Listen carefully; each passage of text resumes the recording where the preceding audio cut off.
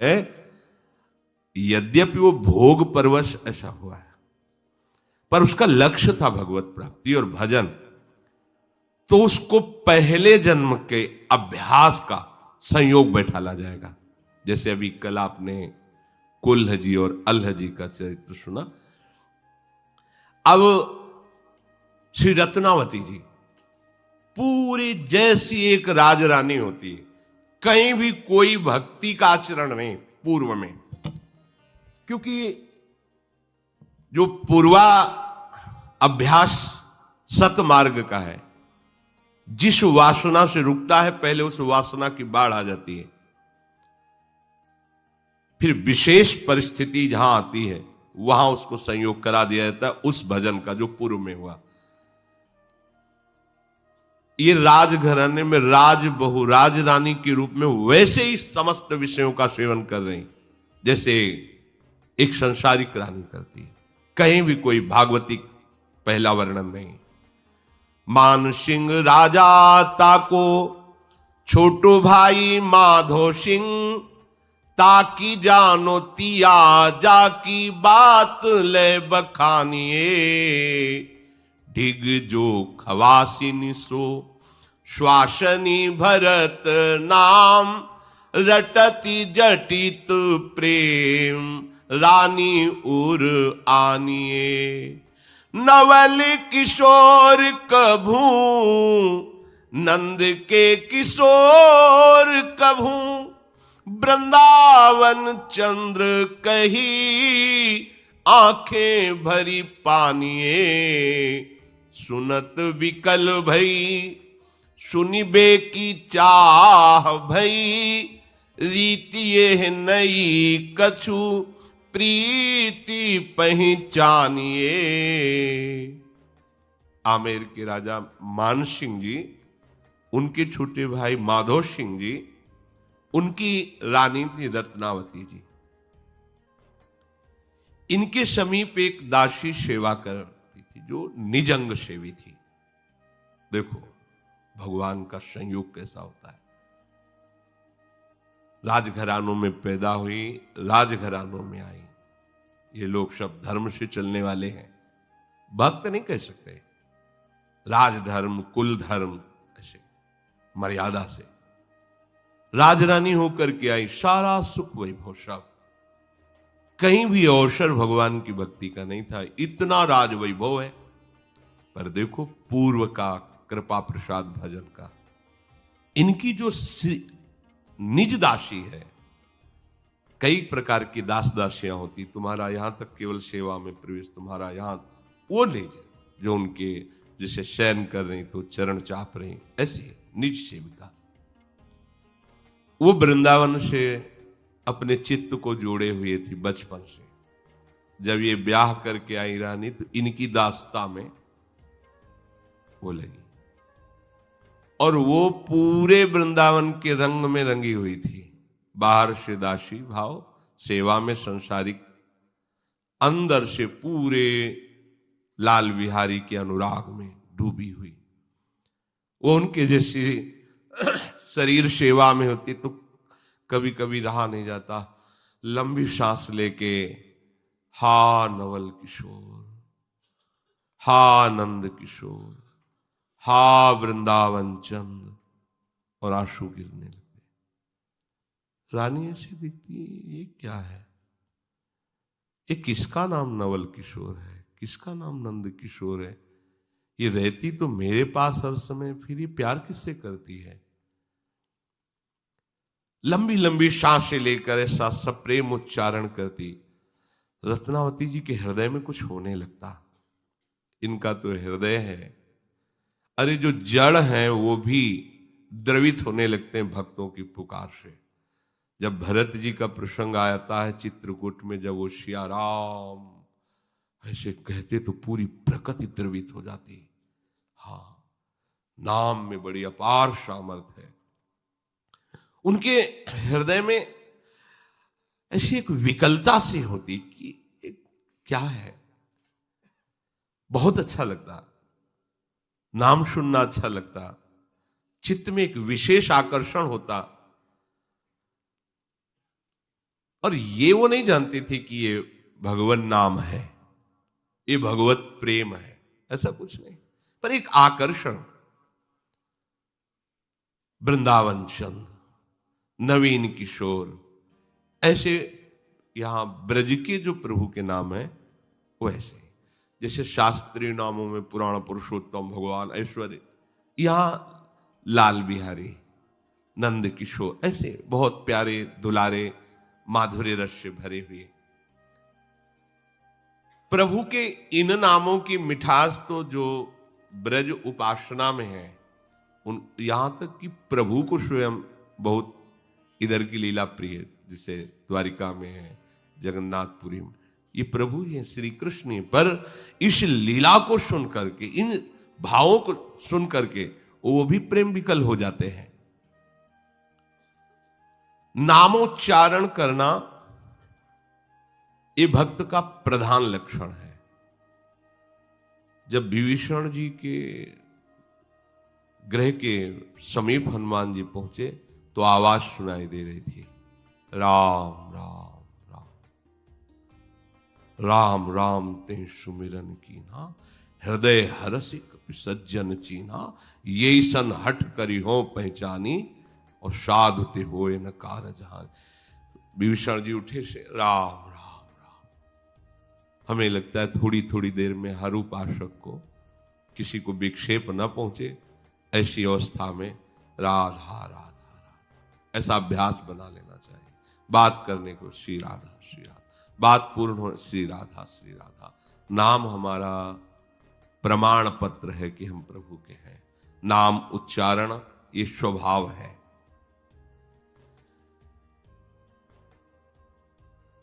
प्रभु के नाम में इतनी सामर्थ्य है कि ज्यादा दिन नहीं जपना पड़ेगा, रूप आ जाएगा। अगर आप ठीक से जपें तो नाम का ऐसा प्रभाव है कि जो नाम जप कर रहे हैं वो रूप प्रकाशित कर देगा, और रूप ऐसा है कि फिर चैन से नहीं रहने देगा। जो मैं ऐसा जानती, प्रीत किए दुख होए, नगर ढिंढोरा पीटती, अजी प्रीति न करियो कोई। जहां रूप प्रकाशित होता है तो बोले, जब ही ते कुंवर कान रावरी कला निधान, कान परी वाके कछु सुजस कहानी सी, तब ही ते देखो देव देवता सी, हंसत सी, रीझत सी, खीजत सी, रुसत रुशानी सी, छोभी सी, छली सी, छीन लीनी सी, छकी सी और झकी सी और ठगी सी, लगी थकी तहरानी सी, बंधी सी बेंधी सी, विष बूढ़त विमोहित सी, बैठी वो बकत बिलोकत बिकानी सी। उसकी दशा बदल जाती है। लाल तिहारे रूप की कहो रीत यह कौन, जासों लागत पलक दृग, लागत पलक पलौना। अगर एक बार दृष्टि इस रूप में चली गई, पलक लगना बंद हो जाती है। निमेष के लिए भी वो रूप विस्मरण नहीं होता। द्रग उर्झत टूटत कुटुम, जुरत चतुर चित प्रीति, परत गांठ दुर्जन ही दई नई यह रीति। ऐसे रूप की प्रेम ग्रंथि पड़ जाती है, जैसे भट्ट प्रेम रस बंधन क्यों छूटे, दृढ़ फंद से रसिक शिरोमणि उसके हृदय में बंध जाते हैं। वो आनंद की उमगन, वो मिलन की चाह, वो मिले हुए होने पर पुनः मिलन की चाह, देखते हुए होने पर भी देखने की चाह। प्रभु के गुण ज्यों ज्यों सुने जाते हैं त्यों त्यों अंतःकरण निर्मल होता है, प्रभु से आसक्त होने लगती। इसलिए सबसे बड़ा साधन सत्संग है, भगवत चर्चा है। भगवान ने स्वयं कहा है कि व्रतांसी यज्ञ छंदांसी तीर्था नियमा यमा, इन सबसे मैं वैसा वश में नहीं होता। यथा वरुंधीत सत्संगा सर्वसंगोपहो हिमाम, जैसा मैं सत्संग से होता हूं। दासी का अश्रु प्रवाह करते हुए ऐसे नाम उच्चारण करना कि उसमें एक आर्त भाव छुपा था, एक पीड़ा छुपी हुई। हा नंद किशोर, हा वृंदावन चंद, बार बार कहे, कहा कहे उर गहे मेरो, बहे द्रग नीर हो, शरीर शुद्धि गई है, पूछो मत बात, सुख करो दिन रात, ये सहे निज गात, रागी साधु कृपा भई है, अति उत्कंठा देखी, कहो सो विशेष सब, रसिक नरेशनी की बानी कही दई है, टहल छुटाइयो सिरहाने ले बैठाई, वाही गुरु बुद्धि आई, यह जानो रीति नई है।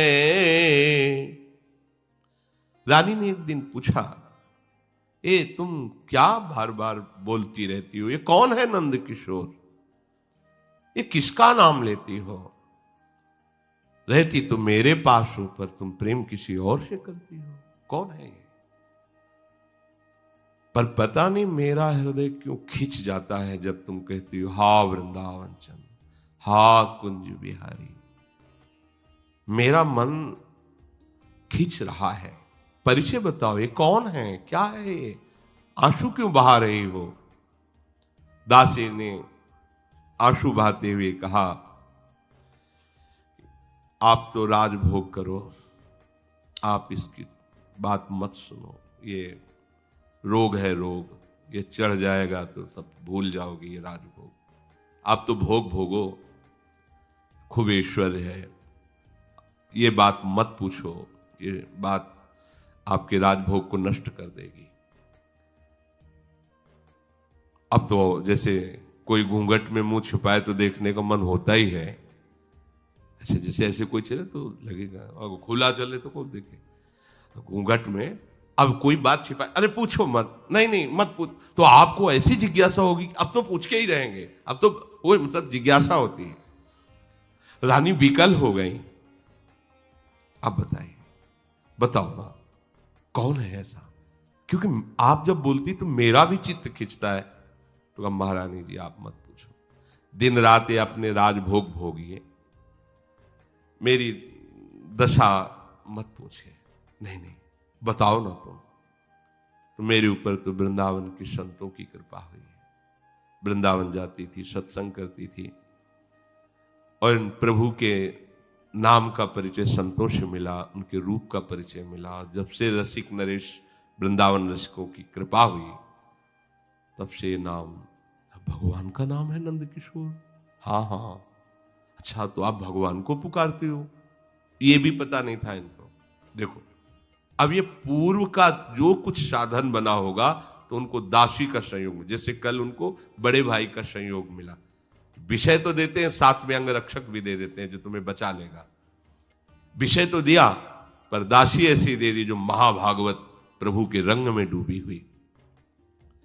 रानी ने विशेष आग्रह करके, देखो दासी ने कहा, देखो अभी आप चैन से जी रहे हो ना, जी लो, अगर हमारी बात सुनोगी, हमारी बात पकड़ोगी तो तुम्हारा चैन नष्ट हो जाएगा, हो सकता है तुम्हारा शरीर सहन न कर पावे, रहने दो। अब तो रानी को और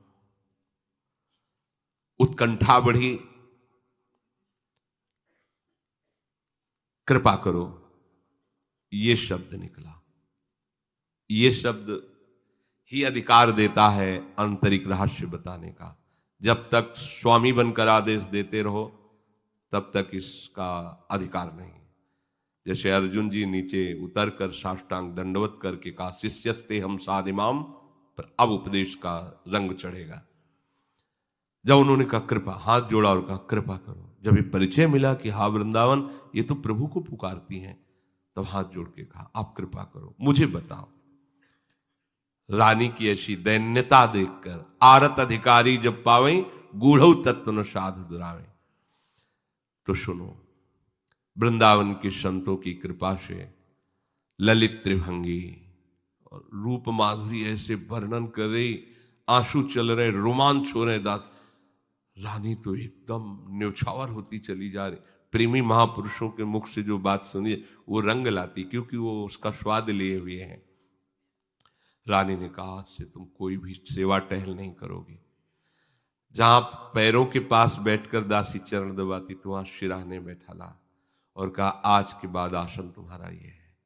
और अपना पैरों की तरफ हो गए, शिराने बैठाल करके गुरु पदवी पर दासी को मन से अपना गुरु मान लिया। अब तो खुल करके चर्चा होने लगी, क्योंकि वास्तविक प्रभु के नाम का क्या महत्व है तभी आप जान सकते हैं जब नाम जापक को महत्व दें। वो तुलसी जाके मुख से धोके निक्षत राम, ताके पक्की पक्तली मोरे तन की चाम, जो हरिवंश को नाम सुनावे तन मन प्राण तास। रानी है, दासी है, सिराने बैठा दिया और गुरु भाव कर लिया। आज से कोई टहल नहीं, आप आज्ञा कीजिए, मैं सेवा। ये आ गया, ये महत्व भगवत नाम का, भगवत प्रेम का।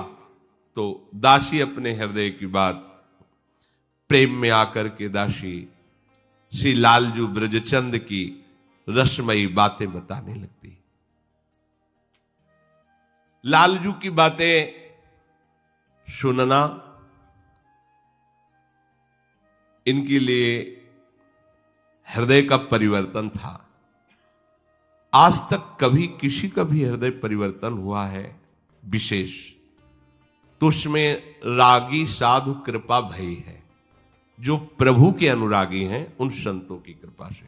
गोस्वामी जी स्पष्ट कहते हैं, मत कीरति गति भूति भलाई, जब जिह जतन जहां जे पाई, सो जानो सतसंग प्रभाव, लोक वेदना आनो पाओ।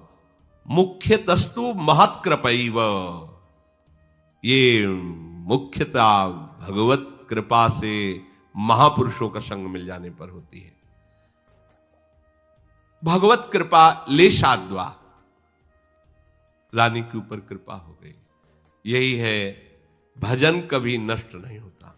देखो पूरा जीवन व्यतीत हो जाता, जान भी नहीं पाती कि प्रभु है कोई और उनका नाम भी है। ऐसी कृपा हुई कि निशी दिन सुन्यो करे, देखिबे को अर बरे, देखे कैसे जात जल जात दृग भरे हैं, कछुक उपाय कीजे मोहन दिखाए दीजे, तब ही तो जीजे वे तो आनी उर अरे हैं, दर्शन दूर राज छोड़े लोटे धूरी पे, आहा न पावे छवि पूर एक प्रेम बस करे हैं, तो करो हरि सेवा भरी भाव धरी मेवा, पकवान रस खान दे बखान मन धरे हैं। श्री रत्नावती जी अब तो हर समय दासी के पास ही, कहने को दासी, वो गुरु पद में विराजमान, उसके मुख से सुंदर भगवत चर्चा, संत चर्चा, नाम महिमा, ऐसे प्रभु की गुण, प्रभु के रूप सुनती रही। अब सुनने का परिणाम यह हुआ कि अभिलाषा जागृत हो गई। कैसे देखूं, कैसे देखूं अपने प्रभु को, प्रभु का दर्शन कैसे हो। रानी ने दासी के चरण पकड़े और रो रो के कहा, एक बार केवल मुझे मनमोहन के दर्शन करा दीजिए, एक बार। देखो कैसा रंग, ये पीछे से की हुई भगवत भक्ति का चमत्कार कि ऐसे महापुरुष का जो दासी स्वरूप में उनका सानिध्य प्राप्त हुआ। रो के कह रही, मनमोहन के दर्शन करा दीजिए। आपसे सच्ची कहती हूं कि मैं जीवित नहीं रह पाऊंगी। रानी ने कहा, अब मैं, ये मतलब कितनी बड़ी बात है। जन्म के जन्म लग जाते हैं, भक्ति का रंग नहीं आता, फिर मिलने की प्रबल, ये तो अंतिम परिणाम। इसीलिए तात स्वर्ग अपवर्ग सुख, धरी तुलाए कंग तूलन पाही, सकल मिली जो सुख लव सत्संग। देखो ना, एक क्षण के संग ने कैसा परिवर्तन कर दिया राज, नाना प्रकार के भोगों में रत उस रानी का। देखो, मेरे हृदय में आशा बढ़ती जा रही हूं, मैं जीवित नहीं रह सकती, मुझे एक बार दर्शन करा दो। वो क्यों दर्शन नहीं देते हैं? दासी ने कहा कि दर्शन पाना तो बहुत कठिन है, बहुत कठिन है। राजा लोग राज्य छोड़कर विरक्त होकर धूल धूसरित तन होते हैं, पर वो भगवान का दर्शन पा लें ऐसी बात नहीं होती।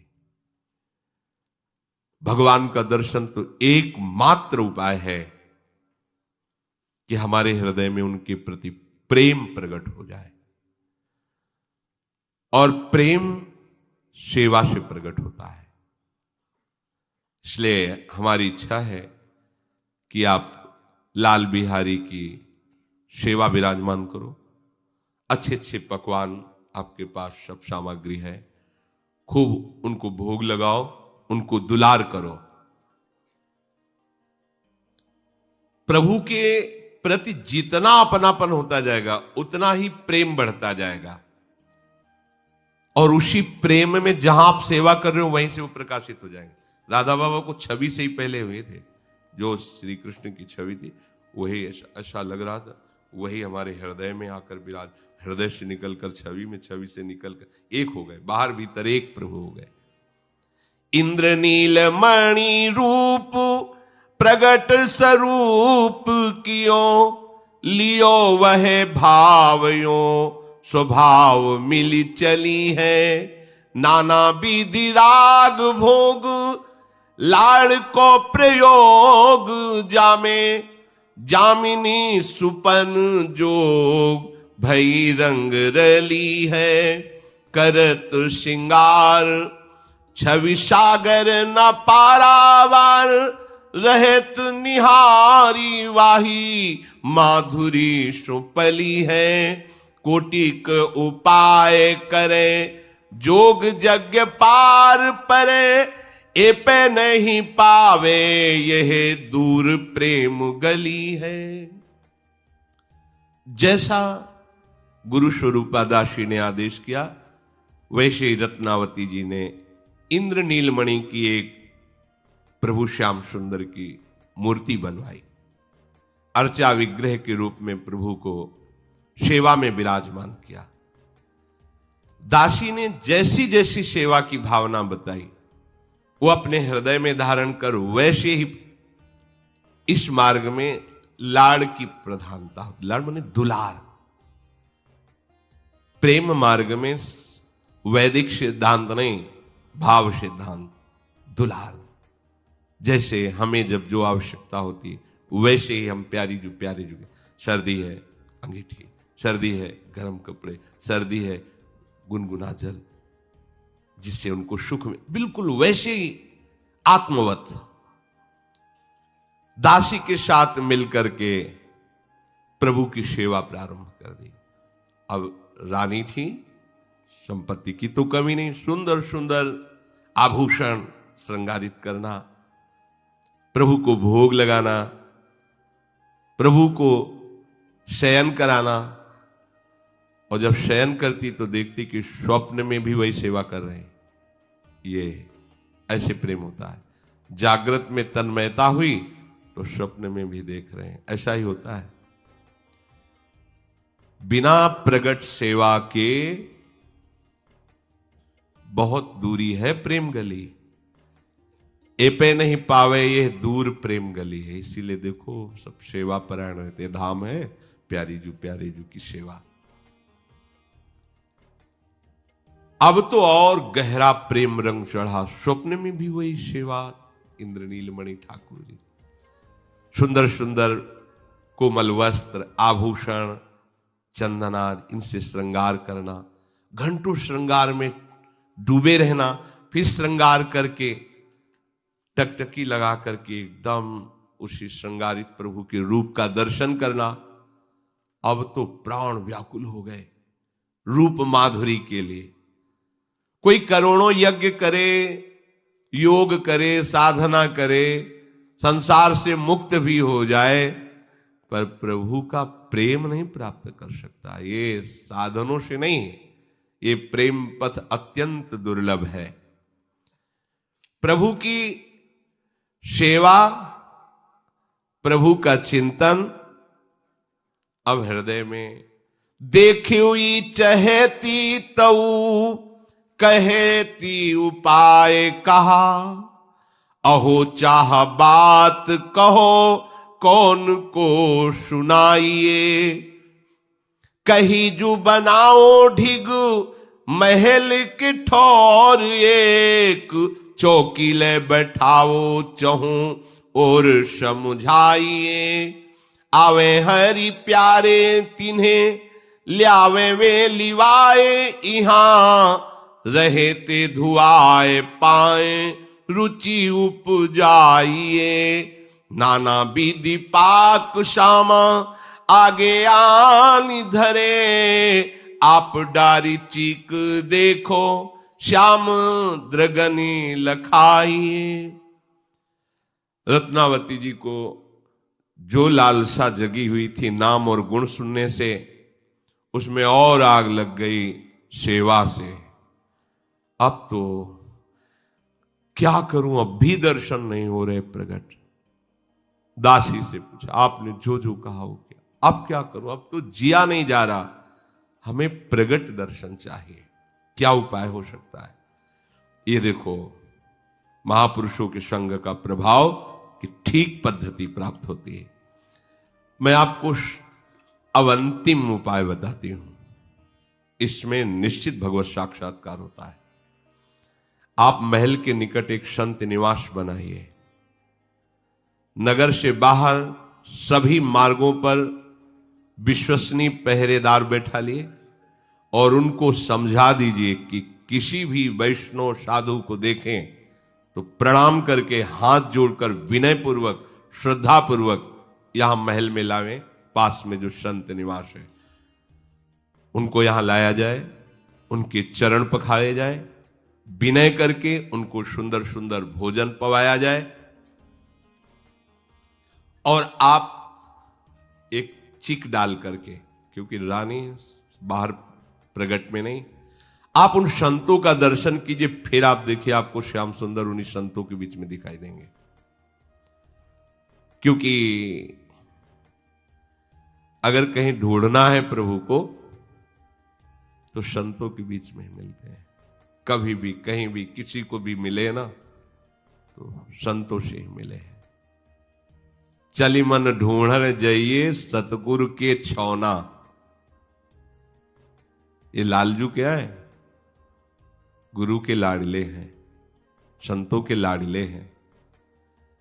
सिर के साटे पाइए ये राम खिलौना। दयाभिमान छोड़कर सदगुरु के हाथ बिक जाओ तो ये उनके छौना है, आपके खिलौना बन जाएंगे। प्रेम जंजीर जराए के गही राखो भाई, इन संतन के मोहते मिली है रघुराई।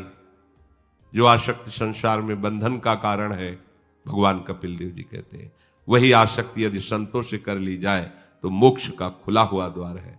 जो मोह संसार के बंधन का हेतु है, श्री मलुकदास जी कह रहे हैं, प्रेम जंजीर जराए के गही राखो भाई, इन संतन के मोहते मिली है रघुराई। कृष्ण कृष्ण नित पढ़त है, सुचिते चित लागे, पाए टिके नहीं पाप के सब ही दुख भागे।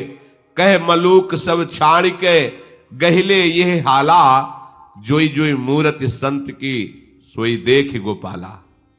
संत के रूप में भगवंत ही विराजमान है, आपको ऐसा अंतिम में अनुभव हो जाएगा। ऐसा ही किया। सबसे बढ़िया बात रत्नावती जी की है कि जिस दिन से स्वीकार किया गुरु पद में दास, एक भी बात नहीं काटी, जैसा वो आदेश करती गई। अब महल के बगल में आदेश हुआ संत निवास की रचना। बाहर पार्षद लगा दिए गए सेवक, जहां कोई दूर दूर संत वैष्णव आदर के साथ उनको वहां पास में जो संत भवन था, संत निवास था, लाए, उनका चरणामृत उतारना, भोग पवाना। आवे हरि प्यारे साधु सेवा करी टारे दिन, किहूं पाव धारे जिन्हें ब्रज भूमि प्यारी है। जुगले किशोर गावे, नैननी बहावे नीर, हुए गई अधीर रूप द्रगनी निहारिये। पूछी वा खवासीन सो जुरानी कौन अंग, जाके इतनी अटक संग भंग सुख भारिये। चली उठी हाथ गयो, रहो नहीं जात हो, सहो दुख लाज बड़ी तनक विचारिये। महल के समीप संत निवास, वहां भगवान के प्यारे भक्त जनाने लगे। खूब नाम कीर्तन भगवत चर्चा हो रही, सुंदर उनकी सेवा भोग पकवान आदि से।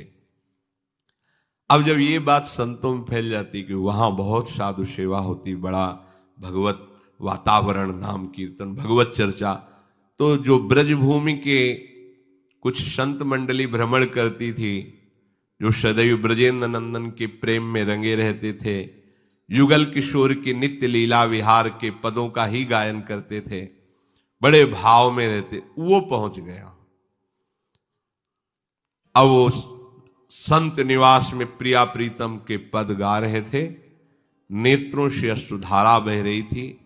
प्रेम मगन उन रसिक संत के स्वरूप को रानी ने चिक के अंदर से देखा, व्याकुल हो गई। क्या ये बंधन है कि मैं ऐसे संत के समीप नहीं बैठ सकती? रानी ने दासी से कहा, मैं नहीं रुक सकती, इन संत के समीप जाऊंगी, इस संत मंडली के चरणों में प्रणाम करूंगी और इनके पास बैठ करके ये भगवत चर्चा सुनूंगी। दासी ने कहा, आप ऐसा बिल्कुल मत सोचिए, आप रानी हैं, महल से बिल्कुल नहीं बाहर जा सकती आप। रानी ने कहा, था बताओ कौन सा अंग रानी, मैं अभी काट के फेंक देती हूं, मुझे जाना है। कौन सा अंग ऐसा है जो रानी है, मैं अभी उसे हटा देती हूं। कहां रानी पने की मुहर लगी है, क्यों मुझे रोका जा रहा है? अब मैं ऐसे दूर से संत संग नहीं, समीप जाऊंगी। कहते कहते रानी उठी, चल पड़ी। दासी ने हाथ पकड़कर रोक लिया। रानी बोली, देखो अब मुझसे रहा नहीं जाता, आप विचार करके बताइए कि ये कुल की लज्जा लेकर बैठूं या इन संत महापुरुषों के नेत्रों से झरते हुए प्रेमामृत, मुख से झरते हुए वचनामृत और उनके समीप बैठने का जो सुख है वो लूं। अब मुझसे नहीं रहा, ये दुख नहीं सहा जाएगा, मैं उनके सानिध्य को नहीं छोड़ सकती। देखो मैं बिचारी हरि रूप रस सार, ताको कीजिए आहार, लाज कानी नी के टारिये, रुकत उतरी आई, जहां साधु सुख दाई, आनी लपटाई पाए बिन तिल धारिये। संतनि जिमाए वे की निज कर अभिलाष, लाख लाख भांतिन सो कैसे के उचारिये। आज्ञा जोई दीजै सोई कीजै सुखवाही में, जो प्रीति अवगाही कही करो लागी प्यारी। रत्नावती जी ने अपनी दासी गुरु से कहा, मैंने सब सोच विचार कर देख लिया, अब यदि सुखसार प्रभु को प्राप्त करना है तो मुझे इस रानीपने का, लोक लज्जा का, कुल की मर्यादा का पूर्णता त्याग करना होगा। मैं रानी बनकर के अब नहीं रह सकती। कहा था शुरू में दासी ने, मत पूछो, तुम्हारा ये सब जो राजभोग है सब नष्ट हो जाएगा। अब मेरा स्वादन है श्री कृष्ण की लीला, श्री कृष्ण का रूप। आज से मैं कोई भी लोक लज्जा, कुल मर्यादा और रानीपने को बिल्कुल नहीं रखूंगी, आपकी भी बात नहीं मानूंगी। दासी हाथ पकड़ के रोकती रही, जो गुरु स्वरूपा बिल्कुल नहीं रुकी, उतर गई। पहली बार राजमहल से ऐसे, वो तो कदम पे पालकी, हजारों सैनिक ऐसे चलते थे, अकेले जा रहे हैं। जहां संत समाज विराजमान, पद गायन हो रहा है, पीछे पीछे दासी भयभीत होके ये क्या हो रहा, मतलब गई और चरणों में लिपट गई संतों के, प्रार्थना की, आज हम अपने हाथ से परोस परोस कर आप सब संतों को पाएंगे। संतों ने देखा आंसू चल रहे, रोमांच हो रहा है, ये तो महाभागवत है। तो उन्होंने कहा कि ठीक है, आप अपने हाथ से पवा, नहीं तो प्राय रजोगुणी लोगों के हाथ से पाने से भजन में बिघ नहीं पड़ता। पर देखा कि रानी अब कितना बड़ा सौभाग्य, अपने हाथ से सुंदर सुंदर पकवान और लीजिए, संतों को पवा रही। प्रसाद पवाने के बाद हाथ जोड़कर सब संतों से प्रणाम की मुद्रा में कहा, आप लोग मुझे वही आज्ञा करें जिससे मुझे श्याम सुंदर दिखाई देने लगे। मैं क्या करूं, आपको कैसे सुख पहुंचाऊं कि श्याम सुंदर प्रसन्न हो जाए। क्योंकि दासी ने कहा कि अगर संत प्रसन्न हो गए तो लाल गोपाल वहीं प्रकट हो जाएंगे। संतों ने अच्छी प्रकार से ये जान लिया कि ये तो प्रभु के अनुराग में डूबी हुई है। संतों ने आज्ञा कर दी, अब तुम्हारी जैसी मन में आवे, जो पवाना हो जाए, खूब सेवा करो। अब तुम्हारे लिए कोई कि तुम ना नजदीक नहीं आ सकती, छू नहीं सकती, ऐसा नहीं। आप स्वेच्छा से रानी सेवा में, पूरे नगर में ये बात फैल गई। ये तो बड़ा आश्चर्य, राजघराने की राजरानी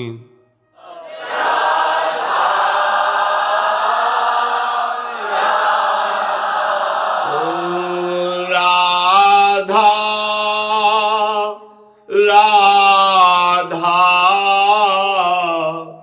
राधा राधा राधा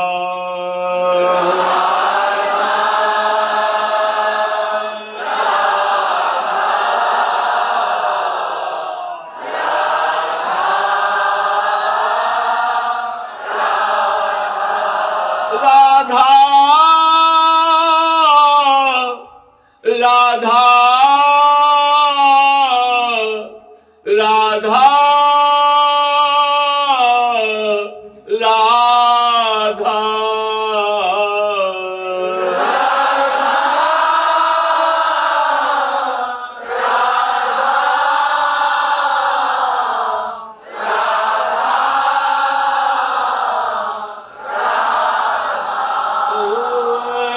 राधा राधा राधा राधा राधा राधा राधा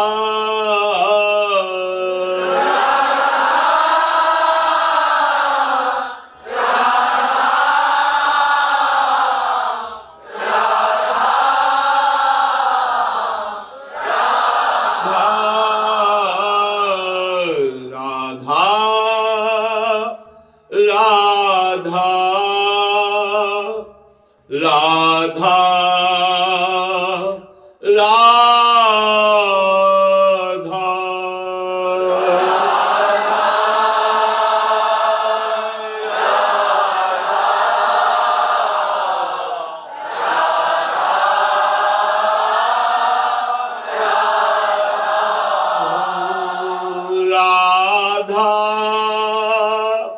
राधा राधा राधा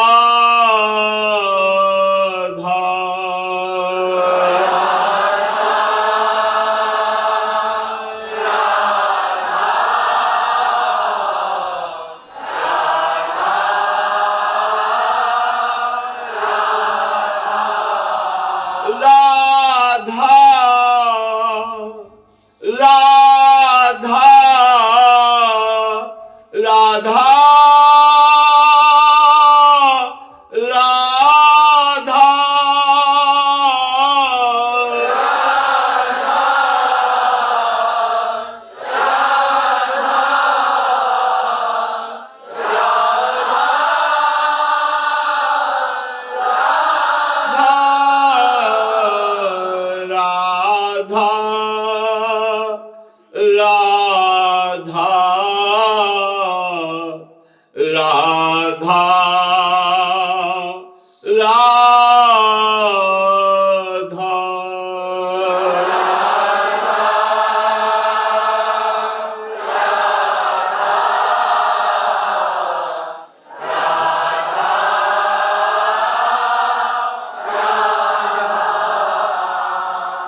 श्री राधा वल्लभ लाल की जय।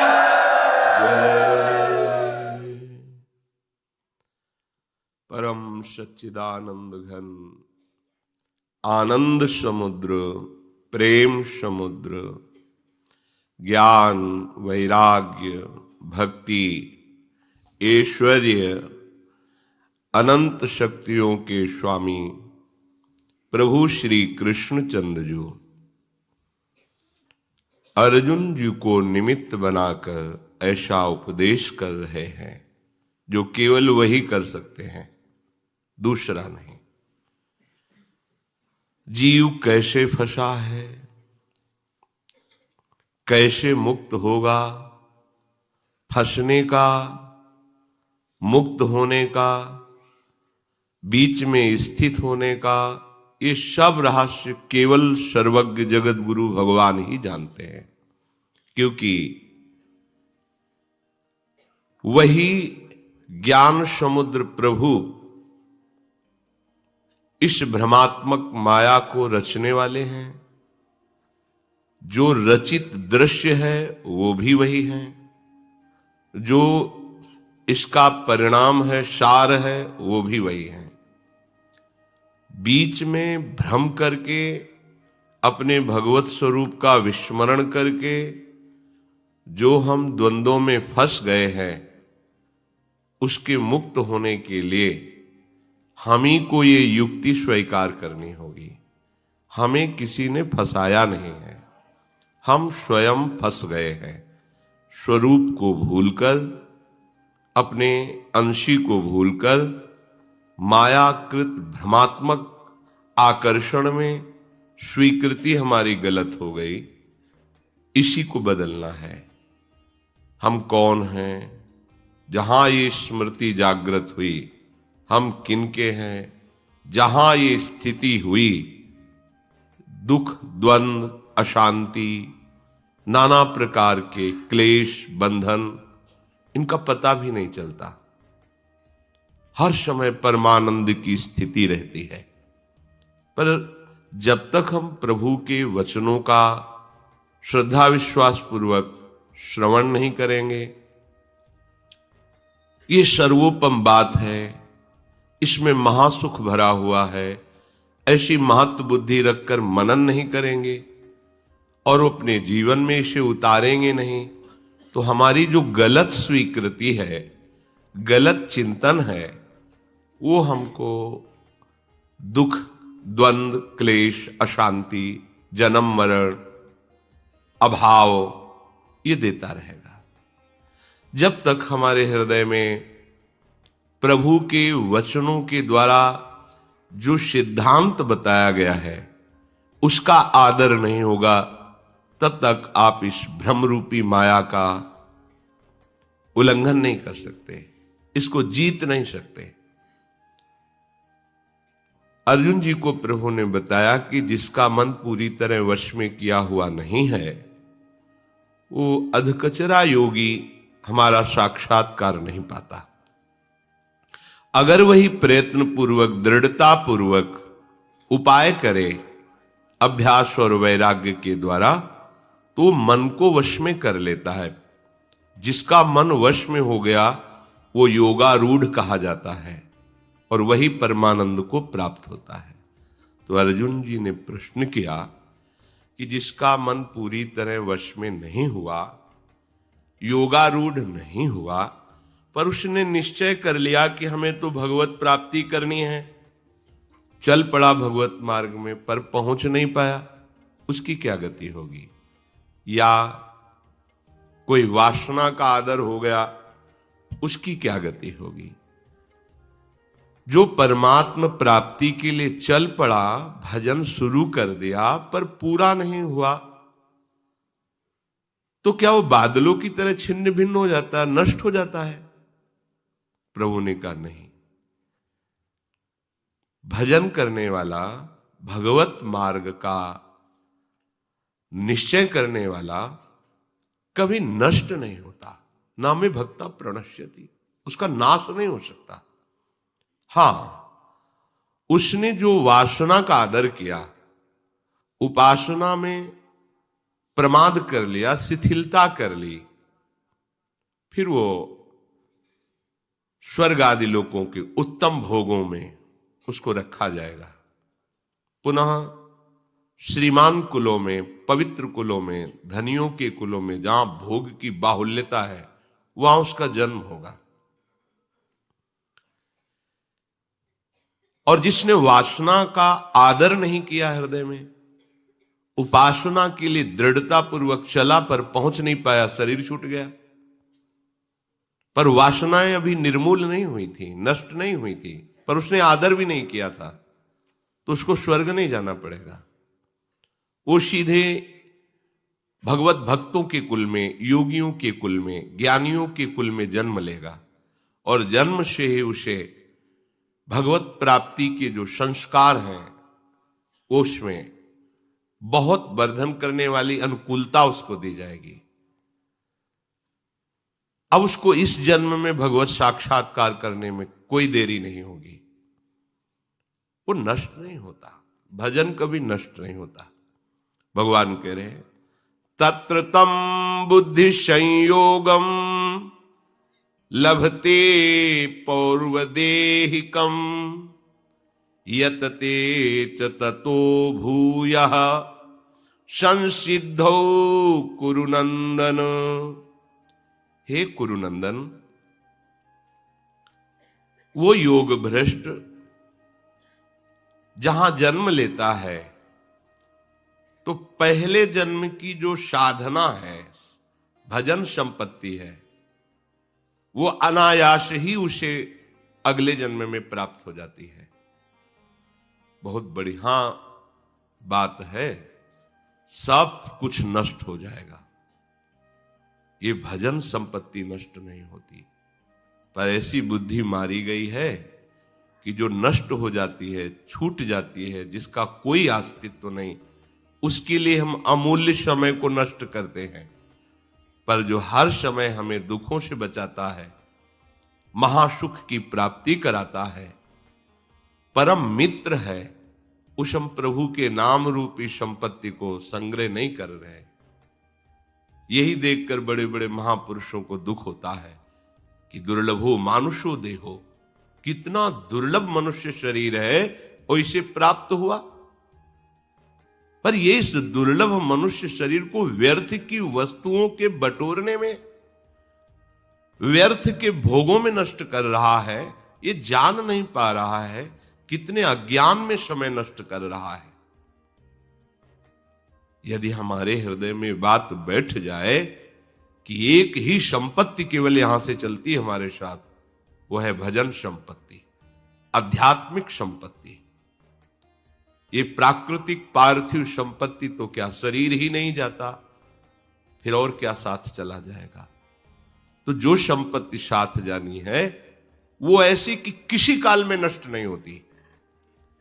पूर्व में योग भ्रष्ट हुआ, जब अगला जन्म लिया तो श्री भगवान कहते अनायास ही जहां से साधन रुका था वही उसे प्राप्त हो गया। अब उसकी वही साधना उसको अग्रसर करती है और बहुत जल्दी वो सिद्ध हो जाता है।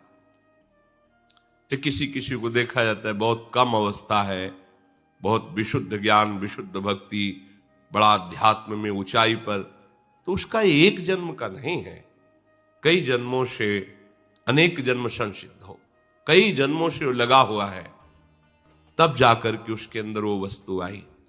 तो फिर कोई कह सकता है कि इस जन्म में मुझे कैसे भगवत प्राप्ति होगी, उसकी बात मान लो। जैसे इंजन बहुत पीछे से चला आ रहा है, पर जिस स्टेशन में आप खड़े हो वहीं से आप अपना डिब्बा जोड़ दो, आपको पीछे जाने की जरूरत नहीं है। इसीलिए तात स्वर्ग अपवर्ग सुख धरी तुलाए कंग, तूल न ताय सकल मिली, जो सुख लव सत्संग। एक क्षण मात्र के संत संग से जो लाभ प्राप्त होता है, उसके आगे स्वर्ग, भूतल का राज्य या मोक्ष पद भी नहीं रखा गया है। क्यों? अनेक जन्मों की साधना से जो उनको अनुभव हो रहा है, वो तुम्हें एक क्षण में दे रहे हैं। बस तुम्हारा श्रद्धा विश्वास उस पर हो जाए तो तुम वहीं से चलने लगोगे जहां से वो चलाना चाहते हैं। किसी भी महात्मा से आशीर्वाद मांगने की जरूरत नहीं होती। वो अनंत माताओं जैसा वात्सल्य लिए हुए आपको अपनी धरोहर देना चाहते हैं, पर आप लेना ही नहीं चाहते। वो आपको अपने समान बनाना चाहते हैं, वो अनंत सुख में डुबाना चाहते हैं, पर आप लेना नहीं चाहते।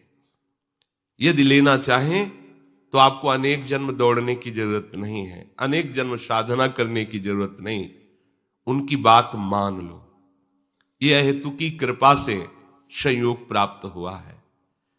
जो महत्संग है ये तुम्हारी साधना का फल नहीं है, ये किसी पुण्य का फल नहीं है। पुण्य फल से भी संत मिलते हैं। पुण्य पुंज बिन मिलहि न संता, पर उसकी पहचान होती है कि यदि आप सावधान नहीं चले तो छूट जाएगा, आपका पुण्य नष्ट हो जाएगा। उन संत के दर्शन भी नहीं पाओगे दोबारा, आपकी अश्रद्धा हो जाएगी, क्योंकि पुण्य नष्ट हो गए पुण्य बल से। और जिसे कृपा बल से संत मिलते हैं, अब मैं भाव भरोस हनुमंता, बिनु हरि कृपा मिले नहीं संता। तो कृपा नष्ट होने वाली वस्तु नहीं है। चाहे जैसी परिस्थिति हो, उसकी श्रद्धा नहीं हटती, उसका विश्वास बढ़ता चला जाता है, तो अमोघस्य वो भगवत प्राप्ति कर लेता है।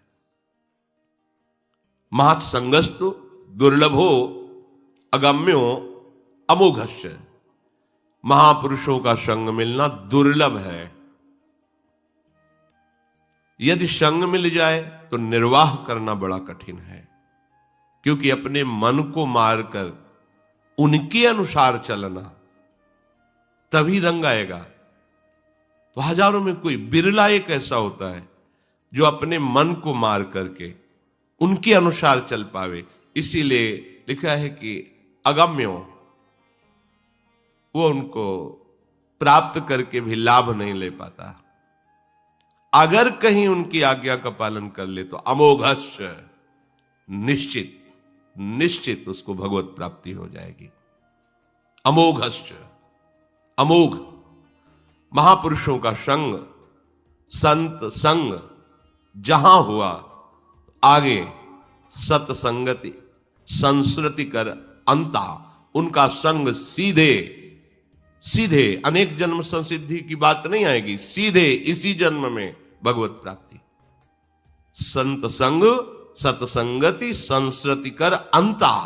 अब आगे जन्म नहीं होगा यदि उनकी आज्ञा मान जाओ। भगवान बहुत कृपालु हैं, हमें अवसर दिया सत्संग का, भजन करने का। ये जो हमें बातें सुनने को मिलती है ना, ये त्रिभुवन में दुर्लभ बातें हैं। धन संपत्ति वैभव मित्र सब भोग सामग्री, ये तो पापात्मा पुरुषों के पास है। दुर्लभ अगर वस्तु कही गई है यहां शास्त्रों में, यह लाभ शंकर माना। भगवान शंकर जी भी सबसे बड़ा लाभ यही मानते हैं, साधु संग मिल जाए, सत्संग मिल जाए। अब कल्याण में कोई संशय नहीं, बस उनकी बात मान लो। तुम उनकी बात मान लो, वो बात उनकी कृपा शक्ति से निकलती है। उसको मानोगे तो कृपा शक्ति बिना किसी अन्य साधन के आपको स्थिति पे पहुंचा देगी। एक प्रसंग में पूज्य श्री राधा बाबा वर्णन करते हैं कि रतनगढ़ में ही भाई जी थे। उनका ऐसा प्रभाव था कि बड़े बड़े धनी मानी भक्त ज्ञानी सन्यासी विरक्त सब भाई जी को सम्मान करते, क्योंकि जिनके हृदय में निरंतर प्रिया प्रीतम का चिंतन चल रहा है, प्रिया प्रीतम हृदय रूपी निकुंज में केली कर रहे हैं, तो आकर्षण ऐसा होता है कि सब। तो एक धनी सेठ थे। धनियों में अहंकार बहुत जोर का होता है, क्योंकि मूल दोष यही है उनका अहंकार। जो अपने को बड़ा धनी समझते हैं, उनमें चोरी, हिंसा, झूठ बोलना, दंभ नाटक करना, काम क्रोध, गर्व अहंकार, भेद बुद्धि, वैर अविश्वास, स्पर्धा, लंपटता, व्यभिचार, जुआ, ये सब दोष उसको घेर लेते हैं। जो धनाभिमानी होता है, मैं धनी हूं, अभिमान तो था ही, पर एक कृपा भी थी कि भाई जी के सत्संग में रोज जाते थे। धनी थे, अन्य दोष भी होंगे, अहंकार भी था, पर सत्संग में जाते थे, रोज प्रणाम करते, सत्संग सुनते, पर भाई जी से ईर्ष्या करते, उनकी निंदा करते। जो सत्संगी जन थे अगर रास्ते में मिल जाते सत्संग सुनने के बाद तो निंदा करते, कई तरह की, देखा बढ़ बढ़ के बातें कर रहे हैं, लोगों से पुजवाते हैं, ऐसा वैसा। कुछ लोग ऐसे होते हैं। किसी दिन भी वो सत्संग ना जाए ऐसा नहीं था, प्रणाम न करे ऐसा नहीं था, पर हृदय की जलन, ईर्ष्या, ये हमारे पास सब इतना वैभव, कोई हमको प्रणाम नहीं करता और इनको सब प्रणाम करते हैं, नमस्कार करते हैं, ऐसा। मतलब विचित्र बात है कि रोज जाना, सत्संग में नियमित जाना, पर वहां की बातों में क्यों में निकाल के और चलते हुए निंदा करना, और जहां भी बैठे भाई जी की निंदा करना। प्रणाम भी भाई जी सामने दिखाए प्रणाम करेंगे, ऐसे प्राय बहुत हृदय होते हैं।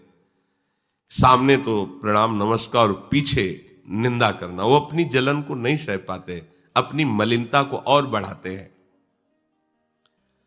वो यही समझते थे मेरे पास इतना ऐश्वर्य है, नौकर चाकर हैं, मैं बहुत धनी हूं, हमारे सामने भाई जी क्या है, पर इतना सम्मान इनका, जिसको देखो वही भाई जी, प्रणाम नमस्कार, दौड़े पीछे घूम रहे हैं। मैं क्या करूं जो मेरा सम्मान हो, सब कुछ तो हमारे पास है, क्या कमी है?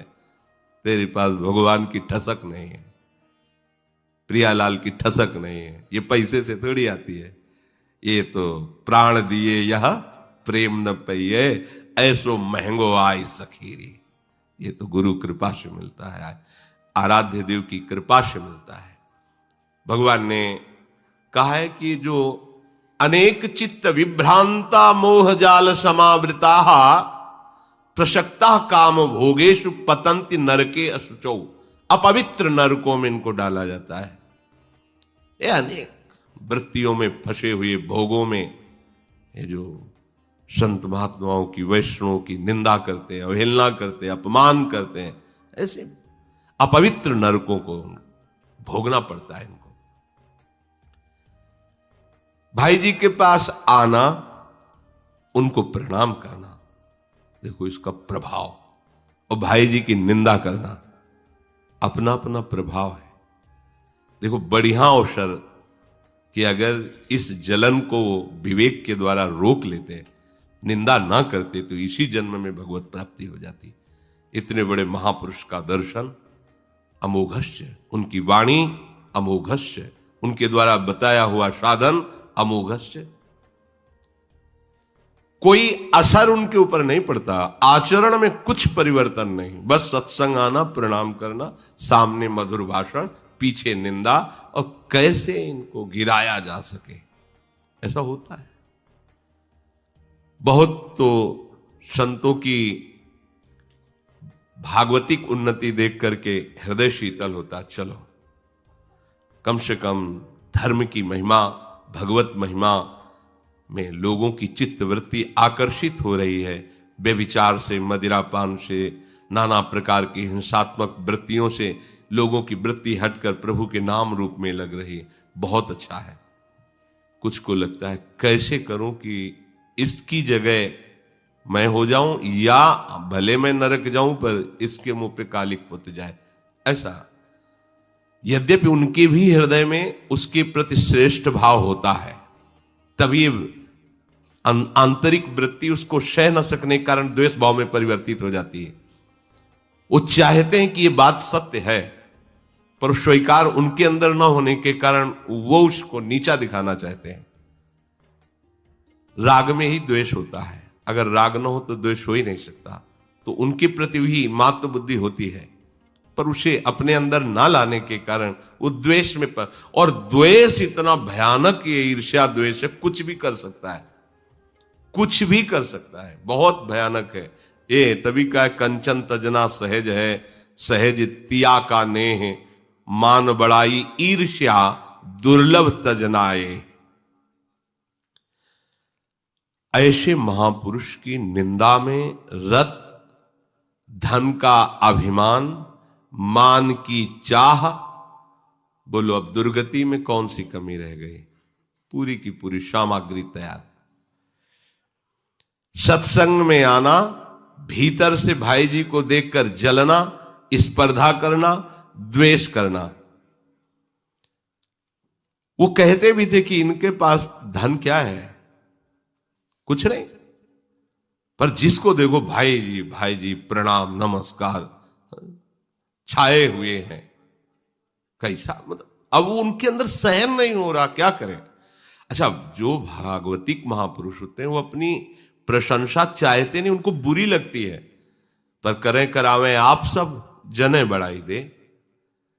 पैसा दे के प्रचार प्रसार करवाने से भी यश कीर्ति नहीं होती। जब आप करवाना चाहते हैं तो वो छुपना चाहता, वो छपा देते हैं, प्रकाशित कर देते हैं। इनका खेल है। भाई जी कभी चाहते थे क्या मेरा यश हो, मुझे लोग जाने? अकिंचन भाव से रहते। वहां के तत्कालीन बीकानेर के महाराजा भाई जी के सामने आते, साष्टांग दंडवत करते। भारत के बड़े बड़े अधिकारी आते, भाई जी के चरण स्पर्श करते, बड़ा महिमा। ये देख करके उनके हृदय में, और ये लीला भगवान की है, और जलन, मतलब जलन तो इतनी बढ़ जाती है कि वो क्या करे, अगर उसको आत्महत्या करने से उनका नाश हो रहा हो तो तुरंत कर ले, ऐसी ईर्ष्या पैदा हो जाती है। और जब भाई जी के सामने आते तो ऊपर से बड़ा प्रेम का दिखावा करते हैं, बड़ी कृपा भाई जी आपकी, रोज सत्संग में आते हैं, रोज ऐसा सब ऐसे। कुछ समय बाद उनकी मृत्यु हुई। सेठ के परिवार के लोग मृत्यु के समय भाई जी को बुलाने आए। भाई जी अचानक सोच किया कि तो उसमें चले गए। सोच क्रिया अचानक लगी, उधर सूचना रही को प्राण त्यागने वाले। भाई जी को इतनी सोच लगी, वहां नहीं जा पाए और शौचालय जाना पड़ा, क्योंकि भाई जी चले जाते तो दुर्गति उनकी नहीं होती। और भगवान को बर्दाश्त नहीं कि उनके भक्त का कोई अपराध करे और फिर अंतिम उसका सुधर जाए। जो अपमान भक्त कर करे, या जो अपराध भक्त कर करे, राम रोष पावक। ऐसी सोच लगी कि भाई जी को एक सेकंड के लिए भी फुर्सत नहीं कि मैं जा सकूं वो शौचालय। तानहम द्विषतः क्रूरान संसारेषु नराधमान, क्षिपाम्यजस्र मशुभाना मासुरीष्वेव योनिषु। ऐसे भक्त द्रोह करने वाले पापाचारी क्रूर कर्मी नराधमों को मैं आसुरी योनियों में गिराता हूं और नरक भोगवाता हूं, भगवान कह रहे हैं। पूज्य श्री राधा बाबा अपने ध्यान कक्ष में बैठे हुए थे। वहीं एक कुतिया गर्भवती हुई और कई बच्चे पिल्ला हुए उसके। भाई जी के ध्यान में वो कुतिया और वो पिल्ला, और उन पिल्लों में से वो सेठ जी जो कुत्ते का पिल्ला बने थे, मेव मेव करते हुए छोटे बच्चे गए। बाबा निकले कुटिया से बाहर, देखा नई नई कुतिया ब्याही है, बच्चे हमारे ही सामने लाना था इनको। देखा अच्छा सेठ जी हैं ये, कुत्ते के पिल्ले के रूप में।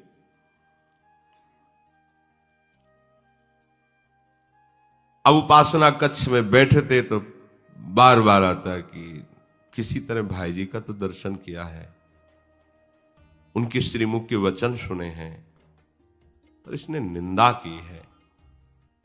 तो कृपालु भगवान क्षमा कर दें इसे। संत का हृदय देखो कैसा होता है। अगर उनको दंड ही देना था तो फिर मेरे पास क्यों जन्म दिया? अच्छा, जन्म ही दे दिया तो मेरे ध्यान में क्यों लाए? संकेत क्यों किया कि ये वही सेठ है, कुत्ते का पिल्ला बन करके आया है? इसका मतलब भगवान इसका मंगल चाहते हैं। राधा बाबा एकदम एकाग्र होकर प्रभु से प्रार्थना की, प्रभु इस सेठ की जो कुत्ते का पिल्ला बना हुआ है इसकी दुर्गति रोक दीजिए।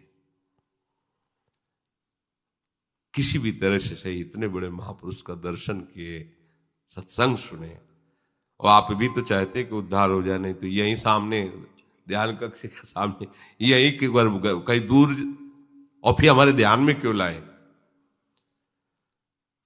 पर बार बार कहते पर प्रभु बोलते नहीं और रोष करके अंतर्ध्यान हो जाते हैं। एक दिन बाबा ने हठ किया, प्रभु सामने खड़े, बोले बोलना पड़ेगा आपको, हमारी बात क्यों नहीं सुन रहे हो? तो प्रभु ने कहा चक्रधर, चक्रधर बाबा का नाम था, मैं भक्त के हाथ बिका हुआ हूं और मेरे समर्पित भक्त को जो अपमानित करता है, जो उसकी निंदा करता है, मैं उसे कभी क्षमा नहीं करता। जानते हो हनुमान प्रसाद पोद्दार ने अपने हाथ में मुझे ले रखा है, प्रेम की मैं वशीभूत हूं, वो नहीं चाहेंगे ऐसा, पर मैं इसको अब क्षमा नहीं कर सकता। मेरे भक्तों से जो द्वेष करता उसको मैं कभी क्षमा नहीं करता। मैं तो पोद्दार का भक्त हूं, मैं भगवान नहीं हूं उस समय। ये देखो भगवान की महिमा। जैसे दुर्वासा जी से कहा कि ये सुदर्शन अम्बरीश के अधीन है, उन्हीं के चरण पकड़ो जा करके।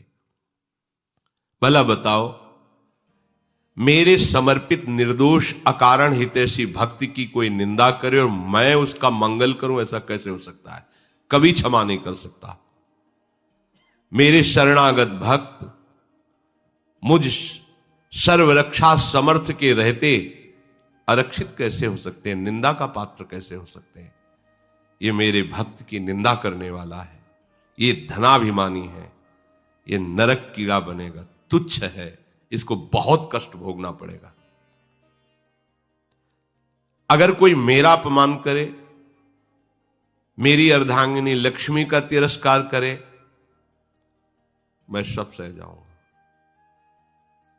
पर मेरे भक्त का कोई अपराध कर दे, मैं नहीं सह सकता। भगवान कह रहे, यहां तक कि अगर साक्षात लक्ष्मी भी मेरे भक्त का अपराध कर दे तो उसी क्षण भी उनका मैं त्याग कर दूं। फिर ऐसे समर्पित भक्त के लिए, जिसने स्त्री पुत्र ग्रह गुरुजन प्राण धन इहलोक परलोक मोक्ष सबका त्याग करके केवल मेरे प्रेम में पगा हुआ है, ऐसे मेरे भक्त को जो सतावे उसको मैं क्षमा कर दूं? नहीं। जैसे पतिव्रता स्त्री अपने पति को सदाचार से प्रेम से अधीन रखती है, ऐसे भक्तजन मुझे अपने अधीन रखते हैं। मैं प्रेम में बंधन स्वीकार करने वाला हूं, सबके लिए समदर्शी हूं, भक्तों के लिए पक्षपाती हूं। चक्रधर महाराज, इसको मैं क्षमा नहीं कर सकता। जो संत जन है, साधु हृदय है, उनकी निंदा करने वाले का मंगल हो जाए, ऐसा नहीं हो सकता। तो राधा बाबा ने कहा फिर ये आपने दिखाया क्यों हमें? क्यों दिखाया? बाबा गुस्सा होकर के बोले जाओ, फिर जाओ। आपका जब ये सिद्धांत है तो हमारे ध्यान में क्यों लाए, सामने क्यों लाए?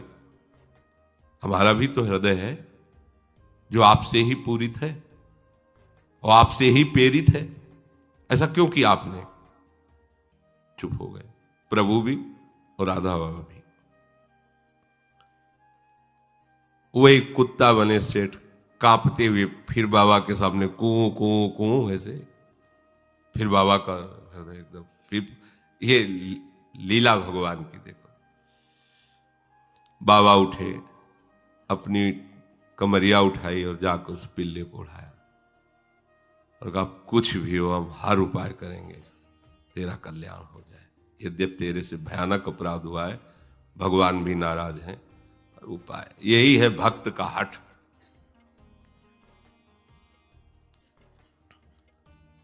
अब देखो रतनगढ़ में कितने कुत्ते होंगे, कितने पिल्ले होंगे, लेकिन रोज भाई जी को प्रणाम करता था, सत्संग सुनता पर निंदा करता था।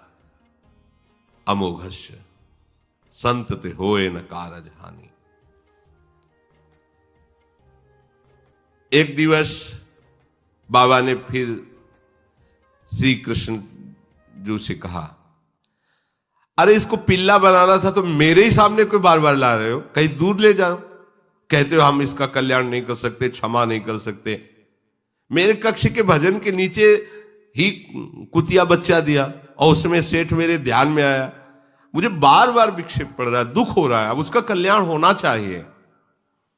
ये बार बार मेरी दृष्टि पथ में आता है और मेरा हृदय करुणा से भर जाता है, और आप करुणा समुद्र हो, मेरी बात तो सुन लो। बोलो इसके लिए मैं क्या करूं? बाबा ने कहा जिससे आप प्रसन्न हो जाओगे। कैसे आप राजी हो जाओगे, कैसे इसको क्षमा करोगे? प्रभु कुछ नहीं बोले, चले गए। सायंकाल बाबा बैठे हुए प्रभु की लीला का चिंतन कर रहे थे।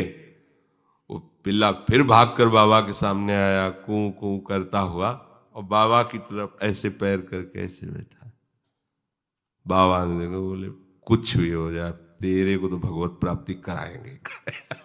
संतों का यही एक जगह बाबा के शायद शब्द थे कि जो भगवत भजन में उन्मत्त महात्मा होते हैं, तो जैसे पागल कुत्ता काट ले ना किसी को, वो ऐसे सीधी हो जाता, ऐसे ही होता। भगवान कह रहे नहीं उद्धार होगा, वो कह रहे अब हो के रहेगा, देखते हैं क्या हट। इसीलिए मोरे मन प्रभुवश विश्वासा, राम ते अधिक राम कर दासा। बड़ी व्यथा हुई। भाई जी अपने घर के मुख्य द्वार पर बैठे सोच के हाथ मटिया रहे थे। अकेले बैठे हुए चिंतन करते हाथ धो रहे थे। राधा बाबा जाकर खड़े हो गए। भाई जी ने बाबा को देखा, कहो स्वामी जी, क्योंकि ऐसे नहीं, सहज में नहीं आते, कैसे आगमन हुआ? वो एक सेठ थे जो आपकी निंदा भी करते थे, सत्संग में भी आते थे, प्रणाम भी करते थे, आपको याद है? हाँ हाँ याद है। बोले उनकी मृत्यु हो गई थी। हाँ हाँ हमें उस समय भी याद है कि आए थे बुलाने पर, वो सोच लग गई थी तुम्हें। हाँ वो हमारे भजन कक्ष के नीचे कुतिया जो है ना, उसमें पिल्ला बन करके आए, चेंचे करते रहते हैं हमारे सामने। ये कि वो आपकी अकारण निंदा करते थे, बड़ा अपराध करते थे, मानते हैं, परंतु आपके लिए निंदा और स्तुति तो समान है। निंदा के रूप में ही सही, पर वो आपका चिंतन तो करते थे। भाई निंदा भी करने के लिए वो आकृति तो आएगी ना सामने। तो मुझे लगता है कि किसी भी तरह से आप जैसे महापुरुष का आश्रय, ऐसी दुर्गति नहीं होनी चाहिए। आपका जो सत्संग सुना, आपको प्रणाम किया, आपका चिंतन किया, वो कुत्ते की योनि में और ऐसे कष्ट में माना अपराध किया है। पर भाई जी आपको आपका ही गाया हुआ दोहा सुना रहे हैं, धनी के द्वारे पड़े रहो, धनी की ठोकर खाए, कबहू धनी निवाजी है, जो द्वार छाड़ नहीं जाए। देखो मनुष्य शरीर में भी वो रोज आता था, रोज प्रणाम करता था, कुत्ता बन के भी आपके ही द्वारे में। तो भाई जी उसकी तरफ से हम क्षमा मांगते हैं, आप क्षमा कर दो और उस पर कृपा कर। देखो कैसा हृदय संतों का होता है। मुझे नहीं शाह जा रहा उसको कुत्ते के रूप में देखकर, सदगति निश्चित निश्चित होनी चाहिए। ये हठ है संतों का। जैसे बच्चा हठ कर ले तो मां को पूर्ण करना पड़ता है, जब तक आप कृपा नहीं करेंगे तो इसको विश्व की परम शक्ति भी इसका मंगल करने में असमर्थ है, क्योंकि सीधे हमने श्री कृष्ण से बात किया है। उन्होंने कहा कुछ नहीं हो सकता, इसको तो दंड भोगना पड़ेगा। और मैंने देखा है कि कल्पों तक शूकर कूकर सरीसृपादि निम्न योनियों में जाएगा, कल्पों तक, इसकी कोई उद्धार के चांस नहीं। भाई जी आप इस अधोगति से इसको बचा लीजिए, आप इसे क्षमा कर दीजिए, मैं क्षमा मांगता हूं। कैसे संत हृदय, देखो कैसा होता है संत हृदय। भाई जी इसके अपराध को क्षमा कर इसको महान दुख राशि से मुक्त कर दीजिए, ये उत्तम गति को प्राप्त करे। ऐसी अपराध ज्वाला से मुक्त करने के लिए आप ही समर्थ हो। मेरा हृदय बार बार इसके लिए करुणा कर रहा है, इसकी अधोगति नहीं होनी चाहिए। भाई जी ये बात सुनकर के उठ खड़े हुए और बड़े प्यार से मिट्टी से सने हुई दोनों हाथ राधा बाबा के कंधे पर रखे और बड़े स्नेह से कहा, स्वामी जी क्या आप समझते हैं मैं ऐसा निठुर हूं? क्या आपका हृदय मेरा हृदय दो हृदय है? जब आपके हृदय में इतनी करुणा है तो इस हृदय में हमने तो अपराध ही नहीं माना। ये तो श्री कृष्ण की लीला है कि उन्होंने उसे दंड दिया। मुझे इस बात का तनिक भी कोई रोष या कि उसको ये दंड मिले, कदापि नहीं। क्षमा तो तब करे जब हमने अपराध ही माना हो, हमने तो माना ही नहीं। ये तो उनकी लीला है। अब आप निश्चिंत हो जाइए। राधा बाबा से कहा, देखो इसने हमारी निंदा की, श्री कृष्ण ने इसे दंड दिया, तो आपकी कृपा इसके ऊपर हुई, तो अब देखो मैं इसे सीधा लीला में प्रवेश कराता हूं। भाई जी ने कहा सीधा लीला में। अब आप देखना कुछ ही दिनों में मर जाएगा ये पिल्ला, कुछ ही दिनों में ये मर जाएगा। और ये कुछ दिन में अर्थात 2 या 4 दिन में, और जहां मरा तो आपको यह अनुभव होगा कि वो कहां गया, सीधे आपको पता चलेगा। ऐसा नहीं कि वो सीधे भगवान की लीला में प्रवेश करेगा। भाई जी ने कहा जहां मैं हूं भावदेव में, वहीं ये भी पहुंच जाएगा। मेरा भाव देश इसके स्वागत के लिए तैयार है।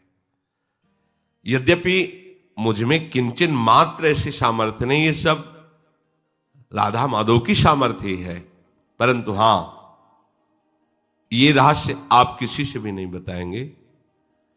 ये वचन हमारे सामने दो कि सेठ के पिल्ले रूप में आने का इसके परिवार को भी खबर नहीं होगी, परम धाम जाने का, आपका प्रार्थना करने का, हमारा बोलने का, ये हमारे जीवन काल में बात प्रकाशित नहीं होनी चाहिए। किसी को भी आप गुप्त रखना।